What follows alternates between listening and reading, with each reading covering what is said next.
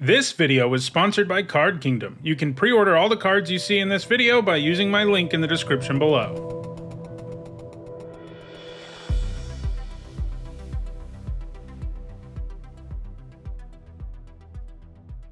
Hi everyone, I'm Nissa, and today I'm continuing with my March of the Machine limited set review.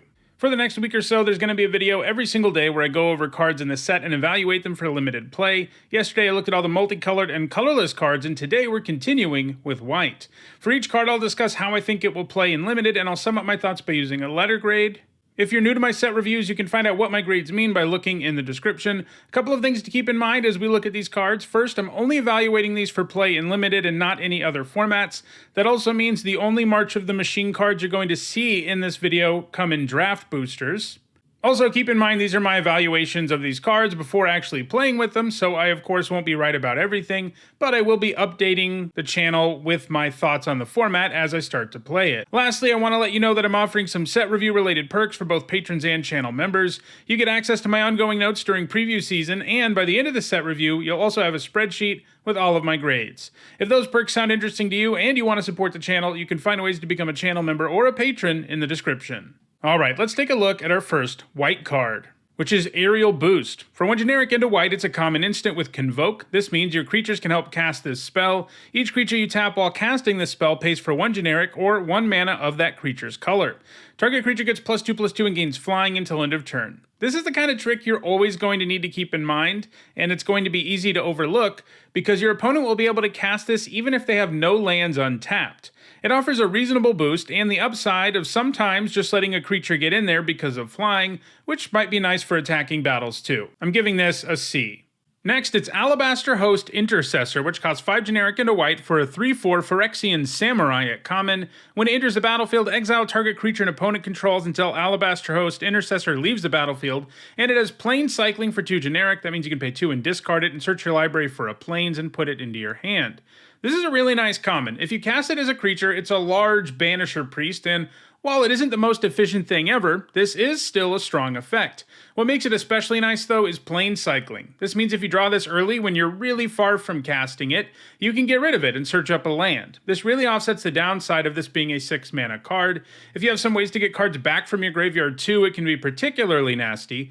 Basically, this gets a land when you need it, and if you have the mana to cast it, it's going to have a big impact on the board. This is one of white's best commons. I'm giving it a B-. Next, it's Alabaster Host Sanctifier, which for one generic and a white is a 2/2 Phyrexian Cleric at common, and it has lifelink.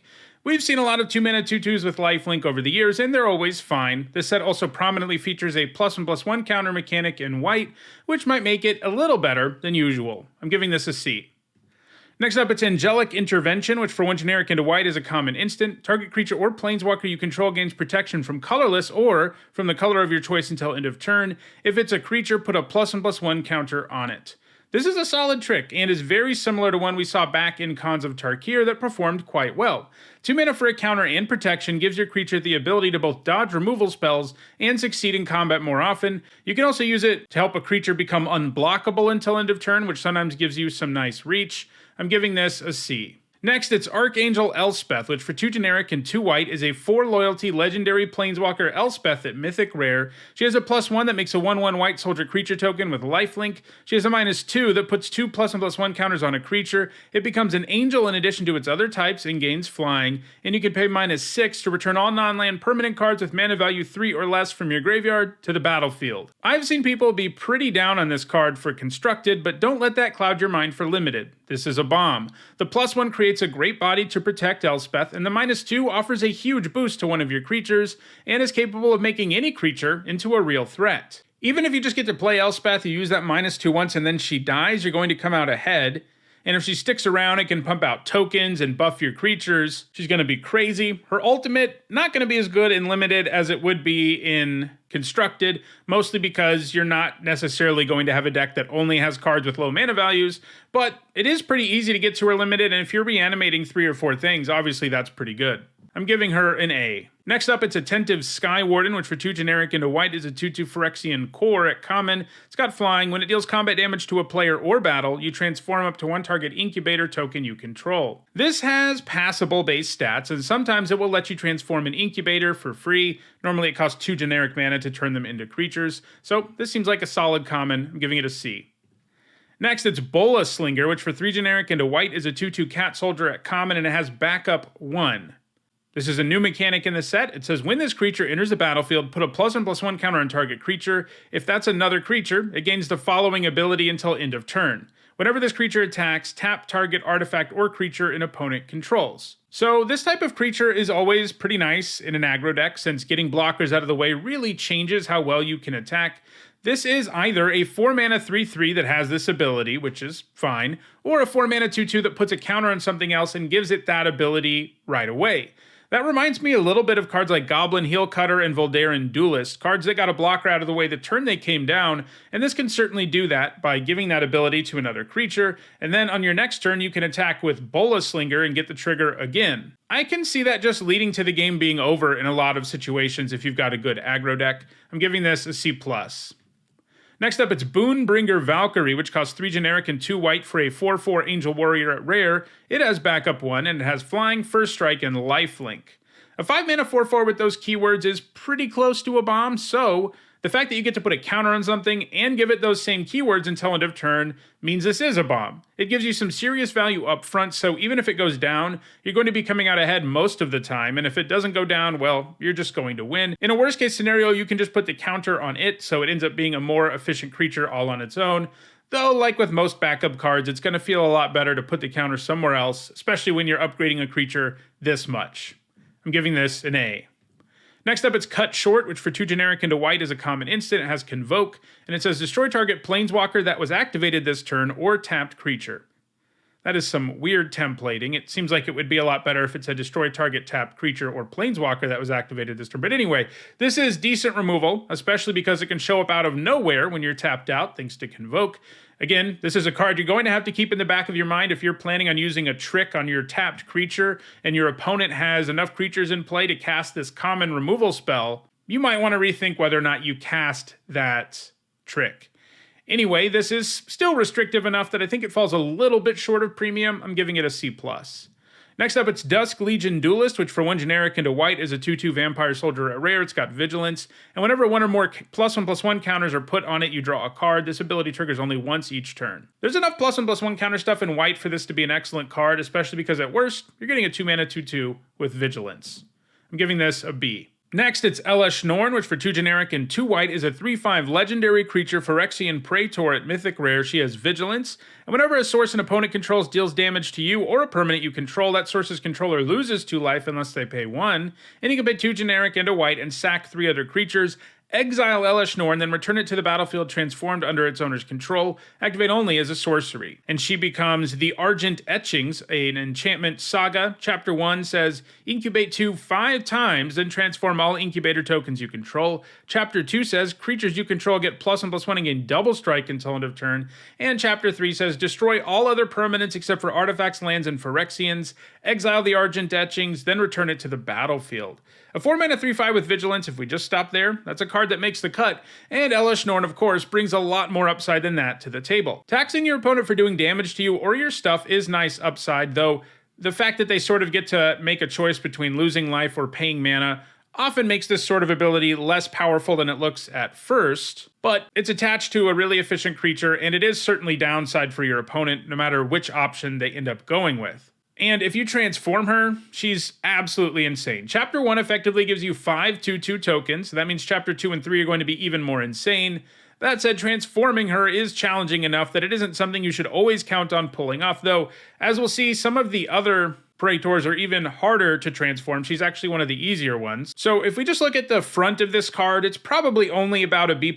You know, it's not quite a bomb all on its own, but I do think you transform her often enough for her to get a bomb grade. I mean, if she was easier to transform, she'd be an easy A+, but it takes a little bit of work, but it's going to be well worth it to pay 3 and sack 3 things to get the Argent Etching. So yeah, this is a bomb overall, giving it an A. Next up, it's Elspeth's Smite, which for 1 white mana is an uncommon instant. It deals 3 damage to target attacking or blocking creature. If that creature would die this turn, exile it instead. This is a pretty nice rate, and even shuts down death triggers and other graveyard shenanigans. It is situational, but for 1 mana, you're ending up with something really, really efficient, and I think that's enough for it to sneak into the lower range of premium removal. I'm giving this a B-. Next up, it's Enduring Bond Warden, which for 1 white mana is a 0/1 human scout at common. It's got backup 1, and when this creature dies, put its counter on target creature you control. A 1 mana 1/2 that puts its counter somewhere when it dies is playable in this format because there are nice payoffs for doing things with counters. The ability to put the counter elsewhere is good too. And you can even get away with attacking into a trade if you have backed up the creature. Because if your opponent blocks, you're going to come out ahead since you get to put all those counters somewhere else. Also, I really love the art on this card, especially the weird Ikoria rabbit thing that this creature is friends with. But yeah, I mean, I feel like this gives you a lot of value for 1 mana and it's customizable, so I think it's a C+.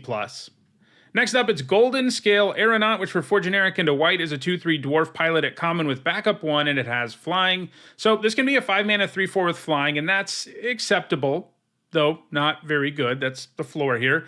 The ability to put the counter on something else and give it flying for a turn will usually be what you want to do, though. You know, turning a large ground creature into a flyer for a turn and giving it a counter is pretty good. You're usually going to be able to get in for some damage because of the backup trigger here. Might help you attack a battle and things like that, but still, I feel like either option seems like you're overpaying for it a little bit. I'm giving it a C.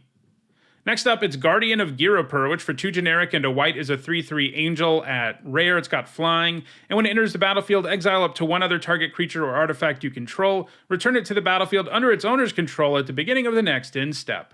A 3 mana 3/3 with flying is still a very good rate, and sometimes this will even flicker something for value. So you have an efficient creature here that has an enter the battlefield ability that sometimes will be kind of mediocre, but sometimes it'll be insane. I think the overall package here is a B. Next, it's Heliod, the Radiant Dawn, which for 2 generic and 2 white is a 4/4 legendary enchantment creature god at rare. When it enters the battlefield, you return an enchantment card that isn't a god from your graveyard to your hand, and you can pay 3 generic and a blue Phyrexian mana to transform Heliod, activate only as a sorcery, and it becomes Heliod the Warped Eclipse, a 4/6 legendary enchantment creature Phyrexian god. You can cast spells as though they had flash, and spells you cast cost 1 less to cast for each card your opponents have drawn this turn.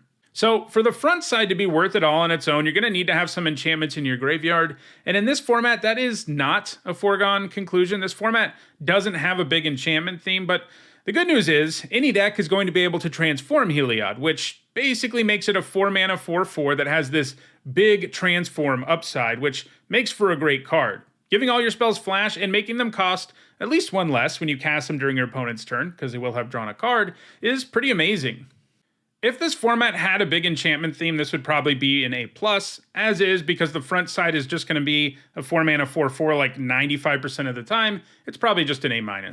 Next up, it's Infected Defector, which for 4 generic and a white is a 4/3 Phyrexian Knight at common, and when it dies, you incubate 3. This is one of the new mechanics. This means you create an incubator token with 3 +1/+1 counters on it, and you can pay 2 generic and transform it. It transforms into a 0/0 Phyrexian artifact creature. This has some pretty bad base stats for the cost, but getting an incubator when it dies makes this a solid playable. You basically end up with a 4/3 and a 3/3 for 7 mana, and you pay that mana in installments, which isn't too bad. Giving this a C.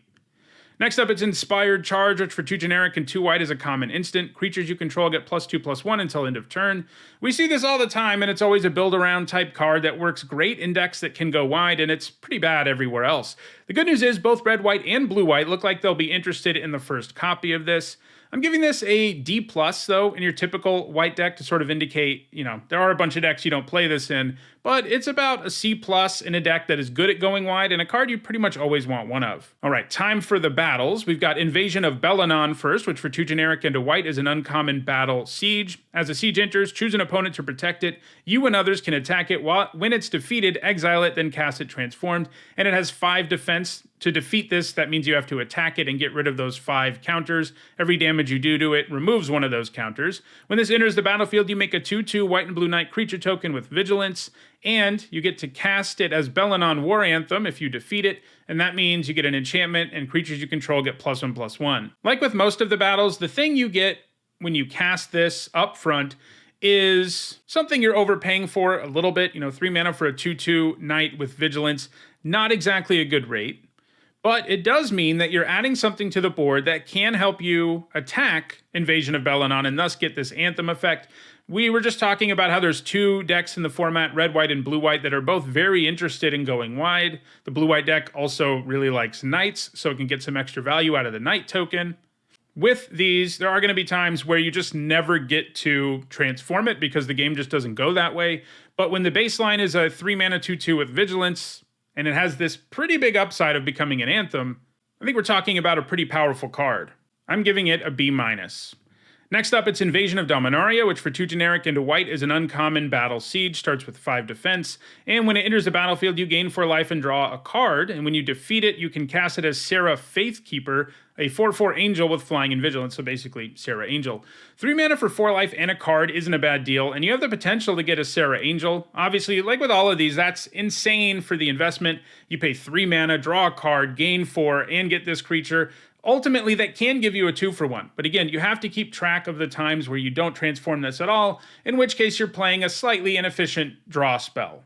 And it also doesn't do anything that directly helps you attack this battle either. So I think this one's just a C+. Next up, it's Invasion of Gobakon, which for 1 generic into white is a rare battle siege. It has 3 starting defense. And when Invasion of Gobakon enters the battlefield, look at target opponent's hand. You may exile a non-land card from it. For as long as that card remains exiled, its owner may play it. A spell cast this way costs 2 generic more to cast. And when you defeat it, you can cast it as Light Shield Array, an enchantment that says, at the beginning of your end step, put a +1/+1 counter on each creature that attacked this turn. Sacrifice Light Shield Array. Creatures you control gain hexproof and indestructible until end of turn. This is cheap, and a lot of these sagas, when they cost this little, are hard for them not to be at least pretty good cards, and I do think that's the case here. The effect on the front does tend to have diminishing returns the longer the game goes on, as your opponent may just not have anything you can hit, and the extra tax matters less and less the more mana your opponent has. Furthermore, it ultimately doesn't even give you a 1-for-1 trade since your opponent likely gets the spell back later. Still, if you play this early, this can really derail your opponent, and you can make sure that they don't have a good way to defend this immediately, because you get a look at their hand and you can maybe take away a good blocker, which increases your chances of attacking this. So while it may not add to the board in a meaningful way right away, it does, in its own way, help you attack this. And the fact this only has 3 defense means it's very easy to transform, and once this does transform, you get a really powerful enchantment. Sometimes you're not going to be able to attack with stuff and get these counters, but, the turn you play this, you will have attacked with things to attack Invasion of Gobakon, then it's going to transform and you're going to get at least 1 counter because you'll have attacked with something, and things can really snowball from there. I'm giving this a B. Next up, it's Invasion of Theros, which for 2 generic into white is a rare battle siege. It has 4 defense, and when it enters the battlefield, you search your library for an aura, god, or demigod card, reveal it, put into your hand, and then shuffle. When you defeat it, it can transform into Afara Ever Sheltering, a 4/4 legendary enchantment creature god. It has lifelink and indestructible as long as you control at least 3 other enchantments, and whenever another enchantment enters the battlefield under your control, draw a card. This is pretty bad. Tutoring for 3 mana is a hugely underwhelming effect, and this isn't exactly a format where you'll have tons of things you can grab with it anyway. Sure, there's a few auras, and we've already seen that there's a god here and there, but you are by no means guaranteed to have any of those things. This, again, is not an enchantment-heavy set, even though this card feels like it should be in one. Obviously, Afara could be really powerful when you got there, but again, because this isn't an enchantment-heavy set, it's mostly going to be a vanilla 4/4 that maybe draws you a card or something. And while that's certainly good for the investment, the Invasion of Theros doesn't really do anything up front to help you successfully attack it, and the rewards you get in the end just isn't that good either. You could search up the pacifism effect in this format and put it on something. Like, there are things that this can do to help you attack it, but it just seems like it's too much work and too inefficient and not really in a set where this enchantment stuff is worth going after. So I think this one's just a D. Next up, it's Kithkin Billy Rider, which for 2 generic into white is a 1/3 Kithkin Knight at common, and it has double strike. A 3 mana 1/3 double strike is actually a pretty nice rate. It's incredibly hard to attack through or block in the early game. Basically, it blocks all of the format's 1 and 2 drops or attacks through them, and this is an amazing place to put all your +1/+1 counters that white has access to, and it also has the Knight creature type, just adding a little bit of extra value. I think this is a C+. Next, it's Knight of the New Coalition, which for 3 generic and a white is a 2/2 human knight at common. It has Vigilance, and when it enters the battlefield, you create a 2/2 white and blue knight creature token with Vigilance. 4 mana for 2/2/2s with Vigilance is a pretty good rate, and that means this helps you go wide, like the red-white deck wants you to do, and it produces knights, like the blue-white deck wants you to do, helps you with the Convoke cards you have in both blue and white as well. This just looks like a very good common that ticks a lot of boxes for basically every deck in the format, giving it a B-. Next up, it's Knight Errant of Eos, which for 4 generic and a white is a 4/4 human knight at rare. It has Convoke, and when it enters the battlefield, look at the top 6 cards of your library. You may reveal up to 2 creature cards with mana value X or less from among them, where X is the number of creatures that convoked Knight Errant of Eos. Put the revealed cards into your hand, then shuffle. It feels like you'll be able to draw at least 1 card with this often enough for it to be pretty good. What's great is you can tap all your creatures when you play this, and as long as you have a lot of mana left over, you're likely going to be able to cast at least one of the creatures you draw with the ability. This makes the risk of convoking, and going crazy with convoking in this case, which is kind of what you want to do, makes that risk a lot lower because you're going to get some other creatures that you can play with the mana you didn't use. The only downside here is you won't always have the bodies in play to really go to town with this, but I think you'll be able to do it often enough that this looks pretty good to me, giving it a B. Next up, it's Core Halberd, which for 1 white mana is a common artifact equipment. Equipped creature gets +1/+1 and has Vigilance, and you can equip it for 1 generic. This is some pretty nice efficiency. +1/+1 and Vigilance isn't a boost that's going to set the world on fire, but when you can get it with a 1 mana equip cost, I'm definitely interested. I'm giving this a C. Next up, it's Monastery Mentor, which for 2 generic and a white is a 2/2 human monk at mythic rare. It has Prowess, which means whenever you cast a non-creature spell, it gets +1/+1 until end of turn, and whenever you cast a non-creature spell, it makes a 1/1 white monk creature token with Prowess. This is a pretty spicy reprint for Standard and also really good in Limited. If you're casting non-creature spells, this will build a Prowess army that is difficult for your opponent to overcome. That said, it does start out as fairly inefficient, and if you don't get this down before you cast your spells, in other words, you draw your cards in the wrong order, it can feel pretty medium. I'm giving this a B. Next up, it's Norn's Inquisitor, which for 1 generic and a white is a 1/1 Phyrexian Knight at uncommon. When it enters the battlefield, you incubate 2, and whenever a permanent you control transforms into a Phyrexian, put a +1/+1 counter on it. This looks really good. It's sort of a 4 mana 1/1 that gives you a 3/3 and still has the additional upside of helping anything that transforms into a Phyrexian. Note, this works not only with the incubator tokens, but also all the cards that transform using Phyrexian mana, so there are a wide swath of cards that this makes better in white, and it already has a good baseline. I'm giving this a B. Next up, it's Phyrexian Awakening, which for 2 generic and a white is an uncommon enchantment. When it enters the battlefield, you incubate 4, and Phyrexians you control have Vigilance. On its own, you end up with a 5 mana 4/4 with Vigilance, and you can pay for it in installments. That's not a terrible deal, especially when this card can also give a bunch of your other creatures Vigilance. That's a keyword that seems pretty well positioned in the format too, because creatures with it can attack battles and defend them at the same time. I'm giving this a B-. Next up, it's Phyrexian Censor, which for 2 generic and a white is a 3/3 Phyrexian Wizard at uncommon. Each player can't cast more than 1 non-Phyrexian spell each turn. Non-Phyrexian creatures enter the battlefield tapped.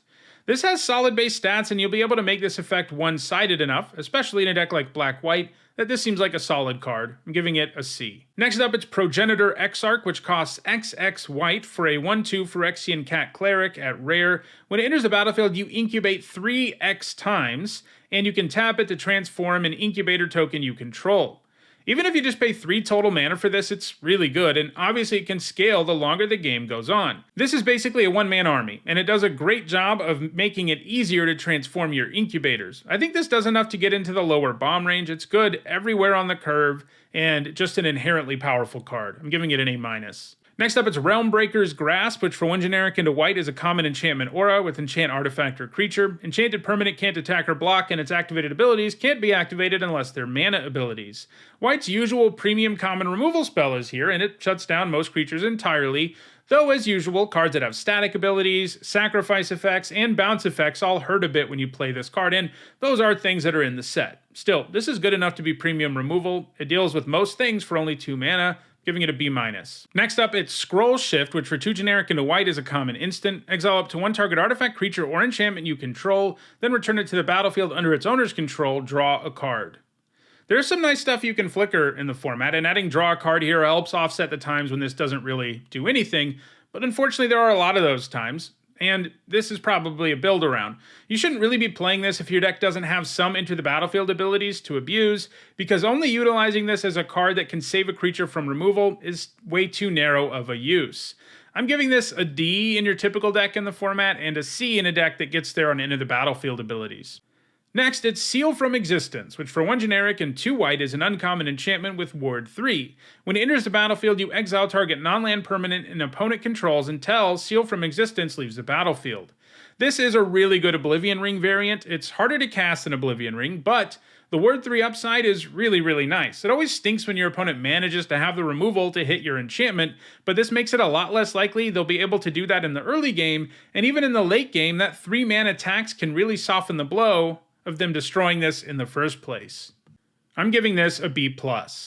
Next up, it's Seraph of New Capenna, which for 2 generic and a white is a 2/2 Angel Soldier at uncommon. It's got flying, and you can pay 4 generic and a black Phyrexian mana to transform it. Activate only as a sorcery. Once transformed, it is Seraph of New Phyrexia, a 3/3 Phyrexian Angel with flying, and when it attacks, you can sacrifice another creature or artifact, and if you do, Seraph of New Phyrexia gets +2/+1 until end of turn. A 3-mana 2/2 flyer isn't quite what it used to be, but when it's the baseline for a card that has big upside, it still feels pretty good, and that's what we have here. The Seraph of New Phyrexia can attack really hard, and you can transform it the turn after you play it. I'm giving this a B-. Next up, it's Sigiled Sentinel, which for 2 generic and a white is a 2/2 Human Knight at common. It's got backup 1 and Vigilance. A 3-mana 3/3 with Vigilance is something you usually play, especially when it has a useful creature type. So also having the option of putting the counter elsewhere and giving something else Vigilance for a turn is quite attractive. I'm giving this a C+.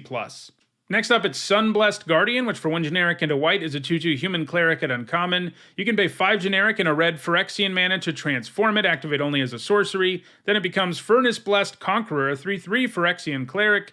And when it attacks, you create a tapped and attacking token that's a copy of it. Put a +1/+1 counter on that token for each +1/+1 counter on Furnace Blessed Conqueror, sacrifice that token at the beginning of the next end step. A 2-mana 2/2 is pretty underwhelming these days, but this transforms into a creature who can be a major problem, and the fact it requires Phyrexian mana means you can only pay 5 for it, which is a pretty good deal, and you can do this even if you don't have red, and that's something to keep in mind with all of these. While they're sort of signposty type cards because they require mana of a certain color, the fact that they also require Phyrexian mana makes them far more flexible because you can play this in a deck that has no red mana in it at all and still have it be pretty good.